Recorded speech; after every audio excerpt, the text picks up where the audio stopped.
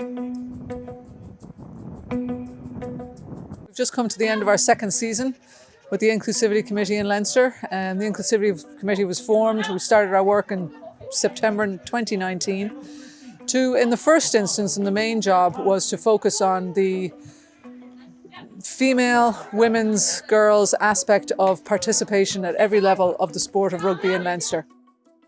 We started off first of all by taking a survey of all of the clubs that have female teams in Leinster to find out from them why they did it, how did they do it, when did they create a female team in their club, what has worked for them, what have been the benefits.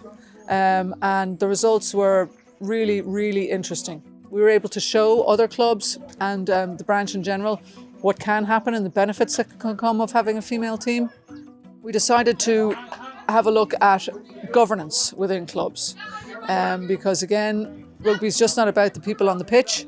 It's about retaining, coaches, balancing books, etc., and having people involved right the way up to decision-making level in clubs. And we thought, what would be the best way for us to go about helping clubs? So we put together a road show, the idea that we were going to go on the road to the various areas and help them and give them ideas and give them materials that they could use. Pandemic put a halt to that, so we did it virtually. We did it over 4 nights in February. We had, I think, 85% participation from all of the clubs in Leinster, and we were able to show the clubs the benefits of having women involved at every level of governance in their club. The buy-in for the clubs, particularly for the road shows, blew me away. In my experience of rugby, sometimes there's a certain amount of fatigue with all the different things you can attend and meetings. But we had an almost 90% attendance rate at our road shows. And what I found in particular was clubs were attending one night and sending more volunteers on the next night. And it wasn't just someone attending for the sake of attending. We were having presidents on sex. We were having the real decision makers attend. And I think to me that's a real statement of intent on behalf of clubs that they want to change how they're doing things and they want the practical know-how, which is what I felt the roadshows gave them, because there's no point, and I know from years involved in clubland and in rugby, there's no point telling clubs they need to do something. We need to tell them how, we need to give them practical resources, and that was very much our focus and our drive. And I felt that was reflected in who attended, in the amount of people who attended and the feedback we got. And even we've already gotten emails looking for more documents, emails looking for some assistance. So there certainly does seem to be buy-in, and it's fantastic to see, especially in the roadshows. In the survey as well, we had a good response. Anyone who did send back the survey bought into kind of describing what their club has done and how their club has pushed forward the women's game, which assists other clubs. That's what we were looking to do, was find information from one club to help each other. The Inclusivity Committee was born out of the working group which was established by Leinster to examine the bylaws and to see whether or not there were any roadblocks, let's say, to women participating right the way up to president level, let's say, in the branch. And we found that our bylaws are very, very well drafted, but we wanted to really examine a few net areas in the bylaws. So I took it upon myself to create a subcommittee, and we worked on analysing the bylaws, comparing them with the bylaws of the other 3 provinces.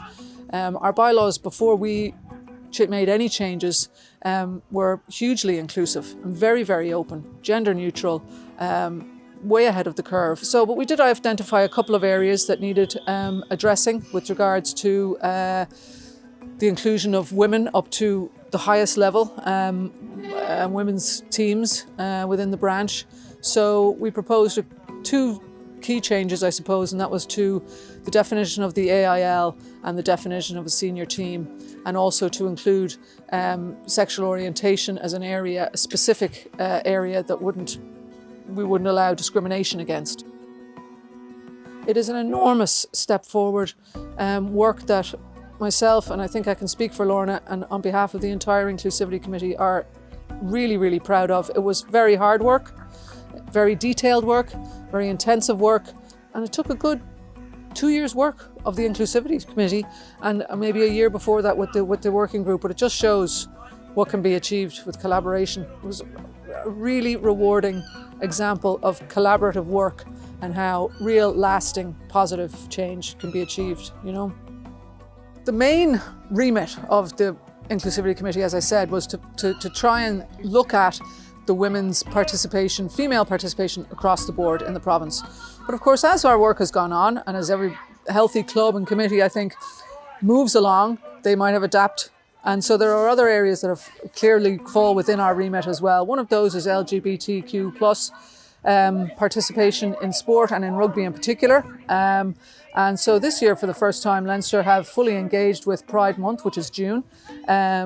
So we've rainbowized all of our social media avatars. It's really great to tune in and see that. We've done a webinar for Pride Month, hosted by Craig Doyle, and a couple of our leading light, a male and female player, myself, and the president of the Emerald Warriors, Richie Fagan, participated in that.